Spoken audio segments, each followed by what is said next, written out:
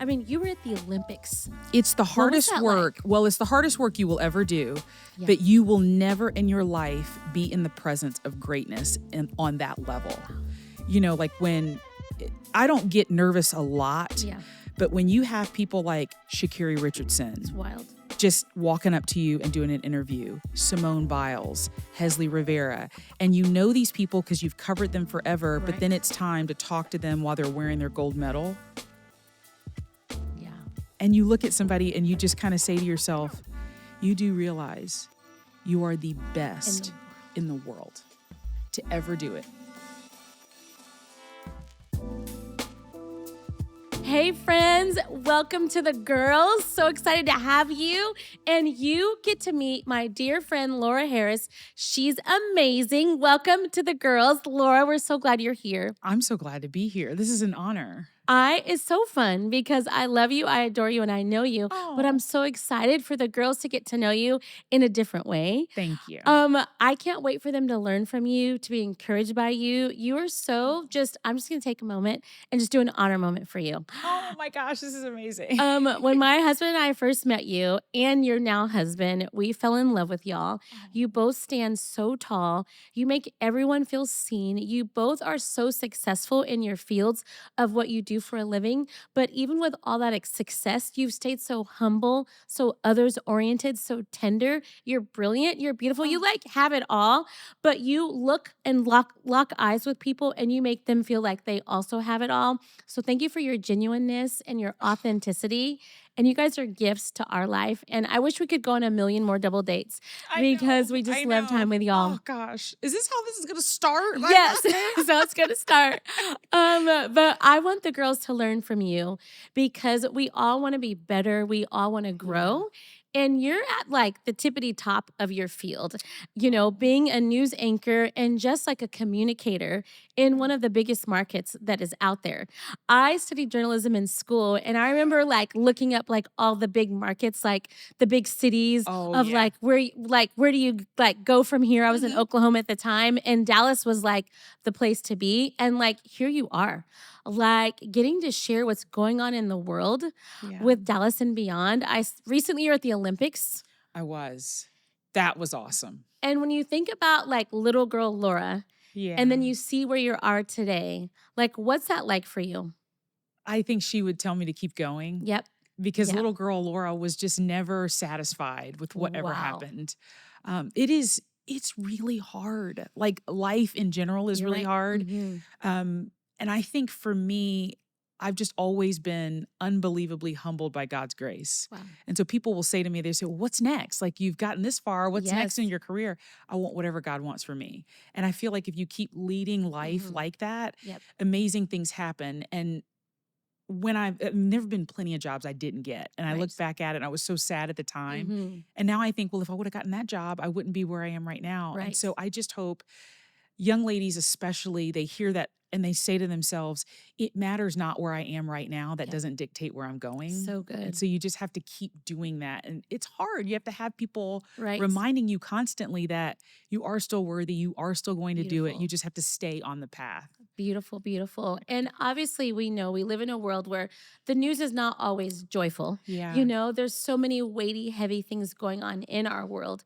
How do you have such a tender disposition even though you care for weighty things and communicate weighty things in sometimes an industry that is not always like, people aren't walking around blowing bubbles, you know? No, they're not. It's not that.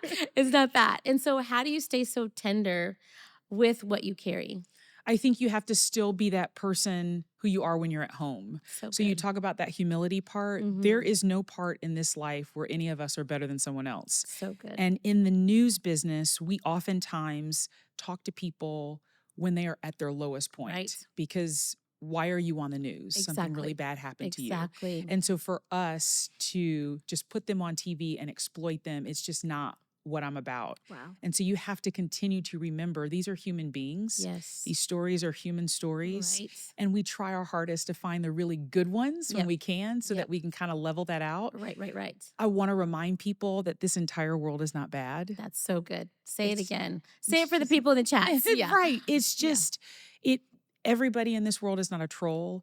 Everybody in this So world good. is not somebody who is out to get you. Right. Oftentimes, the people who we get a chance to talk to, they just need somebody to talk to. Right.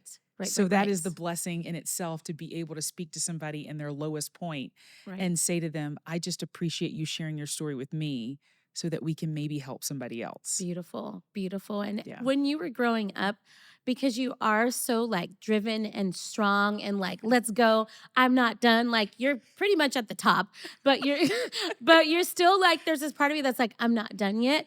What did your parents instill in you? Because you have I've met your parents, they're royal, Yeah, and they're just but good. also have a tenderness about them. What was the culture of your home like that cultivated this woman that you are today? Yeah. So we live in a world where there are so many people who no shame, Right. but we just do live in a world where there are a lot of excuses. You're right. And I think that's just because that's what we've been conditioned to do. You're so My right. parents never had an excuse. I Wow. don't remember in the 18 years that I lived at home, Mhm. my mom or dad calling out sick from work. Wow. I don't ever remember that. I'm certain they were sick, Sure. but I don't ever remember them doing it. And I remember, my father worked 3 jobs at one point Oh my to be able goodness. to afford for me to play soccer, because I was on a traveling soccer team, Okay. for my sister to do all the things that she wanted to do. And my mom, I mean, while my dad's working 3 jobs and making sure financially we can Yes. do All the this, things. my mom is making dinners, going to work. She would drive her Volvo and get all the way home by Mhm. 5 o'clock so she could come pick me up and go right back out to soccer. And I mean, I got a full soccer scholarship to go to Wow. college, and it only happened because they made so many sacrifices. So who am I to squander those sacrifices? Beautiful. So in days when I want to call out sick, or on days I just Right. want to give it up, I'm like, Regina and Al never gave up. They just kept pushing. My sister's an attorney in town, and we oftentimes just talk about, so explain to me how mom and dad did this, Right. because we don't have half the responsibility that they had. And Right. like, by the end of the day, I'm like, I can't make it. I'm like Exactly. on my deathbed. I'm Right, not right. gonna make it. To think that my mom was just like, I don't know when she slept. Right. I don't know when she slept. I don't know when my dad slept. And they just, to this day, they're just kind of like, we did it because we loved you. Wow. And they paved way for you. You Yeah. know, like you're I standing truly on their believe shoulders. that. You're standing on their shoulders. Yeah. And I feel like post pandemic, I talked about this in our last podcast, but we're kind of glamorized the soft life. And I feel, and there's nothing wrong with like resting and vacationing and doing things that fuel your soul. But I feel like if your parents would have signed off on my whole entire life is going to be soft, you wouldn't be who you are Yeah. today or had the life that you have. You know what I'm saying? But they decided, I'm going to work hard. I'm not going to quit. And they instilled that same value on you. And so I think, yes, it's okay to have soft seasons, but I don't Yes. know if we're meant to have an entire soft life 24/7. I don't think it can lead to fruitfulness. Well, I mean, and pressure makes diamonds, right? Oh, So I just, say that. yeah. Yeah. And Yeah. I mean, I love diamonds as much as the next Yes, person, same. but you still have to put pressure on it. And Exactly. it's an immense amount of pressure. It's pressure that could kill, Yep. right? So you Yep. have to put enough pressure on yourself to say, listen, I don't know where I'm going, Yeah. but I know I'm going to keep doing the right things and see where that takes me. Beautiful. If you would have asked me 20 years ago that I'd be in market for, Right. married to the love of my life, and doing the most amazing things, I would have told you, sure, whatever, because 20 years ago, I was making lower than minimum wage, Wow. working in TV, but I said to myself, I got to keep doing this. There is something at the end of this rainbow. Beautiful. And so, people are always like I told you, they say to me, what's next? What's next? What's Exactly. next? Yes. I want whatever God wants for me, because I'm so Beautiful. blessed already. Love it. Yeah. What would you say to the girl who's listening? And we'll continue our conversation, but I want to take like a little mini break for you to look at the Yes. camera, because I feel like there's girls that are listening that are in the middle of their career, but they're in the grind part of their career and they don't see the end of the rainbow. They don't see the pot of gold. They don't see the success on the other side. They're just in the grind. What would you say to encourage them? And could you just like speak directly to that girl? She could be on a run right now. She could be locked eyes on her phone, but I just feel like there's something you're supposed to say to her, and then we'll keep talking. Okay. Okay, yes. I think the one thing that I can remember, so maybe I've lived a lot of different places in this career. 4 states, I have moved constantly. And one thing I do remember is there was a really, really tough time in my life. Just really, really tough, to the point where I thought that was rock bottom. And I told myself, I said, what are you going to do now? Like, what are you going to do now? And it was me, myself, and I looking in a mirror. And I was sitting on the floor looking at the bathroom mirror. And I said to myself, I said, starting tomorrow, you are going to live this life minute by minute. Wow. That was it. And I woke up the next day. I got out of the bed. And I mean, it was like an intentional, oh my God, I can't believe I have to do this today. Tears in my eyes.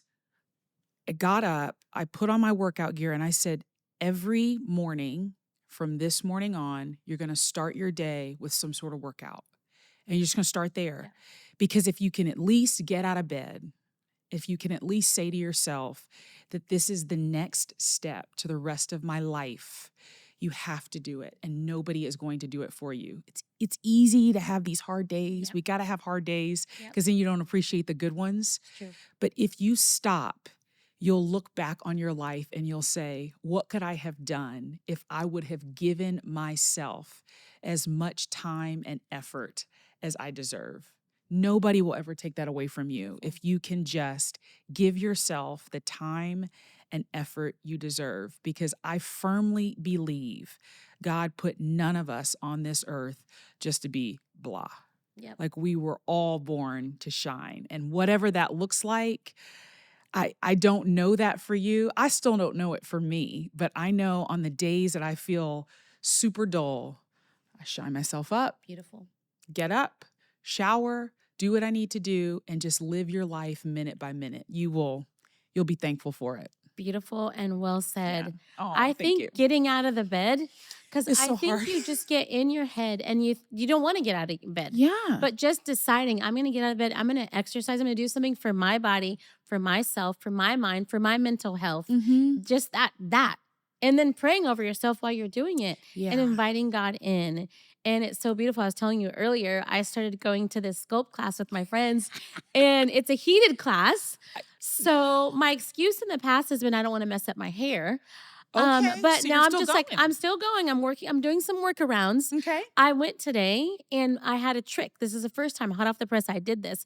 But I put 2 bobby pins on the side of my hair. And it looks good right now. And it worked. And so, I mean, it's a little bit crinkly, but not as much as it had been. Uh-huh. So I put it in a clip, and then I put 2 bobby pins and 2 silver clips on the sides, and it kept my edges down. So stay tuned.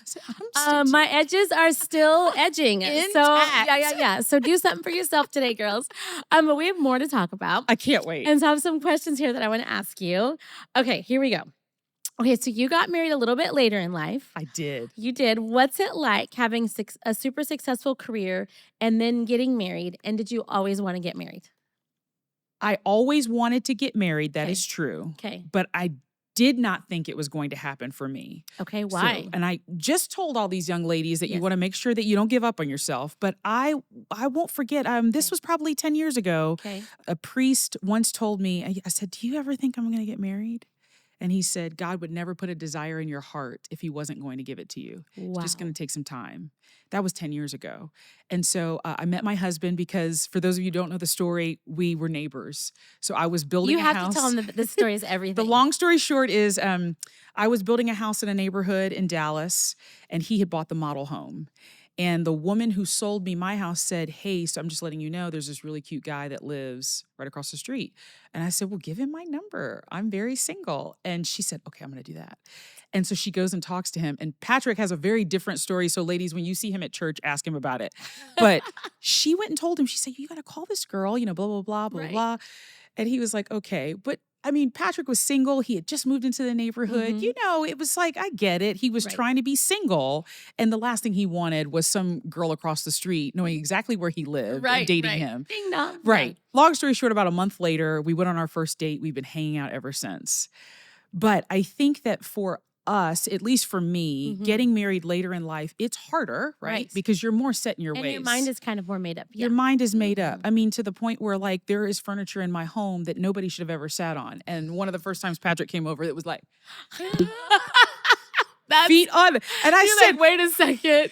Yeah.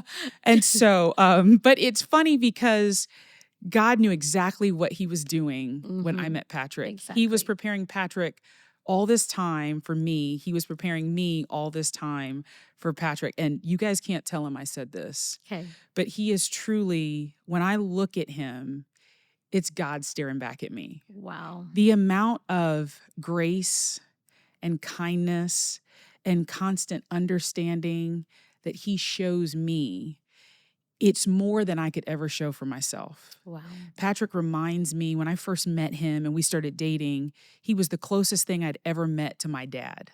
Wow. And the way my dad treats us. And so my mom used to tell me, you got to find somebody who treats you like your dad. And I was like, that ain't never going to happen. Wow. Dad does everything for us, Yeah. Like I said, my mom did so much for us, but he just kind of, this is the way that it's supposed to go. And Patrick is all of that and more. So if I had the chance to meet Patrick 20 years ago, I wouldn't have wanted to. Wow. Because I wasn't ready for that kind of love. Like, no, Whoa. who is Right. in their 20s? Exactly. But you've got somebody who will look at you and say, hey, that's not cool. Hey, we probably shouldn't talk to each other like that. Yep. Hey, you can't run around this house slamming doors. Maturity. Yes. I'll never forget, when he lived in his house and I lived in my house, if I got mad, I just leave. He's like, you can't just... In real life, you can't do that. Right. I said, of course I can. I'm going to my house. He said, no, I don't think you understand. When you live in a house with somebody, you can't just leave. Right. And I said, of course I can. He said, I'm not kidding. You can't just leave. Yep. And it was in that moment that I was like, oh, I guess I really can't just leave. But again, I would never trade that love for anything because it's just different. Wow. And what would you say to your single self now that you have the love of your life, on those days when you were thinking about settling with a guy that was not God's best for you? What would you say to that single girl? Because we have lots of single girls listening who want to meet the love of their life. But if their goal is someone who's amazing, they're considering settling for less than amazing because you're just tired. So what would you say to your single self to prepare yourself for your now married self? Oh, I love that. I get so sad when girls say, I'm looking for somebody to complete me. Well, why can't you be a whole person? Yeah. Like, you have to work on being a whole person yourself. They're working on being a whole person. Yep. And then like Jimmy and Irene said, you come together and you make one. Exactly. But you can't be like a third of a person. Right. And they're like 3/4 of a person. And then you guys make one. Yeah. It's too much pressure. Because now they're trying to fill in gaps for you and you're trying to fill in gaps for them. Yep. And it's just, in your 20s, it's just hard to be who you need to be for me, right? There are some people, my parents, I think, got married when they were 22. Okay. They've been married for more than 40 years. Wow. It works for some people. But I know for me, the amount of drive that I had and where I wanted to go in my career, I just think that that's what I needed to do in those years. And now that I'm where I am right now, gosh, I wouldn't trade this for anything. So you just have to hold steadfast and work on you. Yes. Do what you have to do for you. And then that person's really, it's when you least expect it. Love it. Did you have, because I think the girlies are wondering, did you have a list? Like, did you have a list? Yeah. And so how do you feel about lists and all the things? Yeah. I think lists are great because they remind you, right? They remind you of what you're looking for. Exactly. Because you forget. True. And in a sea of so many fish, you could just, I was one of those people who was always looking for the guy, the absolute, he was 11 out of 10. Yep. Didn't matter if he was dumb as a box of rocks. Didn't matter if he couldn't put two sentences together. It was like he was an 11 out of 10. Yeah. That's not going to work long term. Right. Like Patrick is a 12 out of 10, Love it. but there's all kinds of things about him. Exactly. He's a hard worker. He's brilliant. He's brilliant. He's an amazing dad. Yep. He can do math in his head that I can't do. Who's going to sit at the table and do the tip? Right. Like, I don't know how to do the math. I'm not good at that. Yeah. But you just think about those things and you say, okay, so these are the things that I want. But like I said, I just wanted to make sure that there was somebody who was super understanding and somebody who liked me for me, right? So you sometimes don't like that person, but you will always love them. Yep. So, somebody who can look at you with all your flaws and know that's not who you are all the time. Exactly. That was really important. Like, it was like there was 2 or 3 things on this list. It wasn't really that extensive, but it was stuff that I knew, Oneka, that if you didn't have those things, we just can't go any further. Right. It's just not going to work. Well said. Okay. We have more questions for you. Alrighty. Okay. So you casually, did a TED Talk. just I casual, just casual. What made you choose that topic about what is your ceiling? Like, what's the origin of that? Yeah, so you know how you talk about people breaking the glass ceiling? Well, Mhm. these days we are so fortunate that we have seen so many people break the Yes. glass ceiling, Yes. women and people of color, Exactly. and it's so Yes. exciting. But when you watch it and you see somebody and you're like, oh, that's great that they did that. Right. But then what do you have for you? So I always Mm. talk about your own personal ceiling. Love And it. I just think that we oftentimes put a cap on ourselves and we Mhm. just say, even, you know, I have talked to friends of mine who are moms and they Yeah. say, well, I think, you know, this was my lot in life and I'm going to be a mom and then I'm just kind of done with everything else. And well, why are you done? Well, Right. I just really don't have time for anything else. Well, maybe not right now, Right. but why are you putting a ceiling on yourself for So 10 good. years Yeah. or 20 years? I know people who start businesses in their 60s. Yep. And so for me, it was one of those things where I have never put a ceiling, which is why I won't tell people where I want to That end you're up in this done. Right, life. right, right. Yeah, Exactly. because Yeah. how do you know? I Exactly. mean, I think that literally God has a ladder for all of us and none of us know how high it is. So good. We just keep Yes. climbing up it. And as long as you don't stop, Yep. it just keeps going. Yep. Yep. Yep. The moment you stop, it's over. Exactly. Exactly. And I think sometimes we're hard on ourselves and we limit ourselves and we Mhm. think, okay, this is how far I can go instead of asking God, how far do you want me to Oh, that's go? good. And I love that. There is no limit. There is no ceiling because Yeah. God is vast, you know? And He is his something ways are else. higher than our ways. His thoughts are higher than our thoughts, is what the Bible says. Yeah. And so why would we limit by our own little box? I think sometimes we box ourselves in, and God doesn't have boxes. You know, he has endless, endless abundance and blessings and favor and open doors and provision, but we can't limit him and we can't limit ourselves. It's so important. Yes. And so I love that. There's no ceiling, you There know, and isn't if there is one. one, then you got to break it and break through it and keep going. Yeah, there's a gospel song by Tarn Wells. It's called God's Not Done With You. Yeah. And the whole song is about it doesn't matter how broken you feel like Yep. you are, how many scars you think you have, how many Yep. open wounds you think you have. Yep.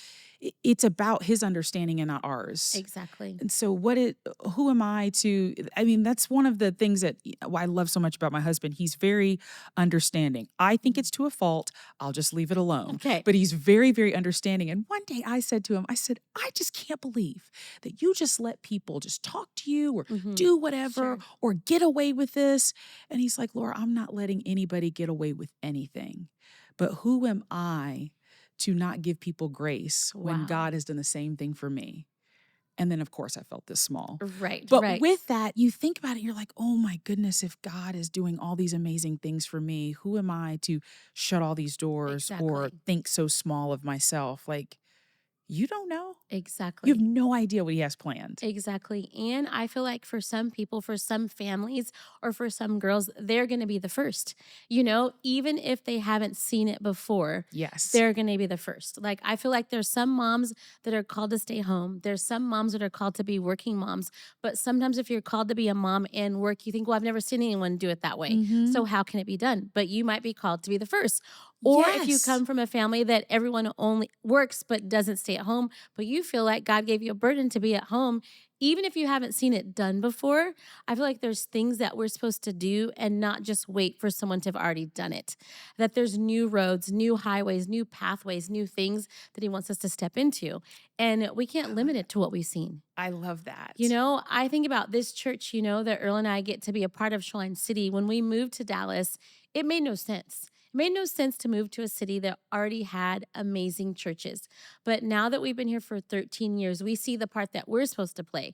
You know, we can't play every single part, but we see the part that we are called to play. And as you know, the vision is on earth as it is in heaven. But we didn't know when we moved here that God was going to build a church that literally looks like heaven. And I mean, you know, on a Sunday, you look around the room and you see a little bit of everyone, everything, and it is a stunning sight. But I'm thinking, what if I would have thought, well, I don't know anyone who leads a church like this. Yeah. So then I can't do that. But I'm so thankful that we were just obedient and showed up. And then God did. It's all God. You know, Mm-hmm. he's telling this story. And I feel like there's so many girls that are listening that are called to do something that they haven't seen done before, but he's choosing them. Yes. And he's just looking for our yes. He's just looking for our That's yes. it. And like I said, there's no desire in your heart Yep. that God didn't put there. Exactly. So, I mean, if you feel this push, it's almost like, why not you? That's Yeah. exactly. And earlier you talked about just like the pressure and how the pressure produces diamonds. I think all the things that I'm so thankful for, like I'm very scrappy and I'm very much like, it can be done. There's no limit. Let's just figure out a way. That came from moving to this city and there being no one in the church, and we didn't have a coffee budget. But I'm like, okay, well, we'll go to Starbucks, we'll get those carafes, and Oh, my we'll buy pretty goodness. napkins. We literally, the store that was open at the time right near us was Albertsons. We'd go to Albertsons, we'd get pretty napkins. We set out those little carafes, and I'm like, we're gonna make this pretty with what we have. But see, you kept climbing. Yep. You could have came to Dallas and just said, hey, where two or more gather. Yes, this is right, it. And then it's like, no, it's God had more. He had more, but it was just loving the person in front of us, and then that person loving someone, and then that person loving someone, and just relying on him, and then watching him do what only he can do. Just keeps watering you. Exactly. And now I get to know women like you. Oh, and that's so sweet. I'm so grateful we moved. I'm so grateful. And I'm so grateful you took a job in Dallas. I know. Because you wouldn't have met Patrick. Now that would you have met him? No, we would have never met because like I said, the only reason we even met, and let's be clear, there's like I think there was an expiration date on that meeting, right? Wow. So it was so funny because even I kind of kept him a secret for a while because you don't know. And the older you get, you're like, I don't want to be that person. My business. Exactly. That's it. Yeah. You don't need posting somebody on social. Exactly. And blah, blah, blah. Exactly. So we had been dating for like 2 or 3 months before people knew about him. And it was so funny because women I knew, they didn't think we were that serious. And they were like, well, where'd you find him? Right. And I'm like, he literally was my neighbor. And like, well, that guy hasn't lived in Dallas for long. And I said, you're right. Yep. He hasn't. Right. But you could tell women were like well, where you been what hiding him? Are you fishing in? Exactly. Was that an app? Was that a Well, how did you meet this guy? But yeah, I think, no, I would have never met him. And I would have never met some of the great people that I know now had I not come. And I will tell you, every move I've ever made, and they've been big ones, away from home, away from family. I never moved to a place where there was family. My sister lives in Plano now, but that happened after I had moved here. It's always a leap of faith. I have always done it by myself. Physically, there was nobody with me, but it was because I always believed that there was a reason that God put that opportunity in front of me. Who are you to squander it away? Wow. Like I said, my parents have made so many sacrifices. Who am I just to be like, I'm good at being mediocre. Yep. Wow. Yeah. That's powerful because I think sometimes it would feel like, well, maybe I shouldn't move there because I don't know anyone. Because I don't know anybody. Exactly. But thank goodness that you did. Yeah. Because look who you met. I know. It's just. And we didn't know anyone when we moved to Dallas, See, that's hard to believe that you have a church this size with people so ingrained in their community and you didn't know anybody. No, the first person we invited to church was the person who sold us our phones. We were at the T-Mobile store. And we literally said to her, because we knew no one, and we're like, hey, where do we start? Well, we'll start with this cute girl in front of us. And so we said, if you don't have a church, we're about to start one. It's a Bible study right now. What did she say? She said, she goes, well, actually, I'm so surprised at how well behaved your kids are and how cute your family is, because on that day, it was a good day. My kids were behaving. I'm like, catch me 3 days, later. It's another story. But she said, I'm so touched by your family. She goes, tell me more about this church. And so I said, well, right now it's a Bible study, and I invited her. She still comes to the church to this day. But that was like the first person we invited. Isn't that wild? That's the lead story. It's the T-Mobile lady. The T-Mobile lady. Yes. Her name was April Howard. Hey, April. I know. Shout out April. I know. But it's just like loving that one person in front of you, I love how you said that. Loving that one person in front of you.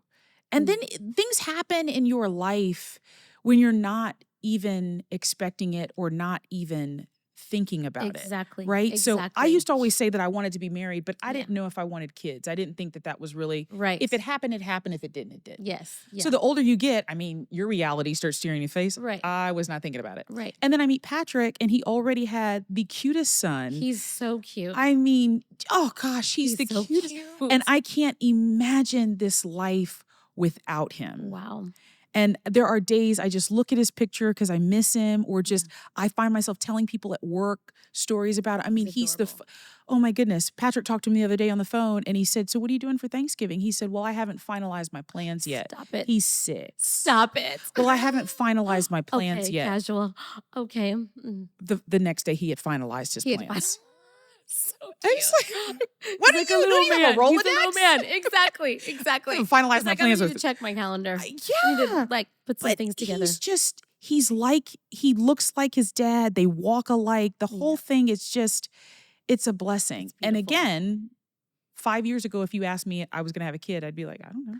Right. Matters not to me. And now I don't want it any other way. Wow. God knew. He knew. Mm-hmm. Wow. Well, as we prepare to close, because I could talk to you forever. You're amazing and so much fun.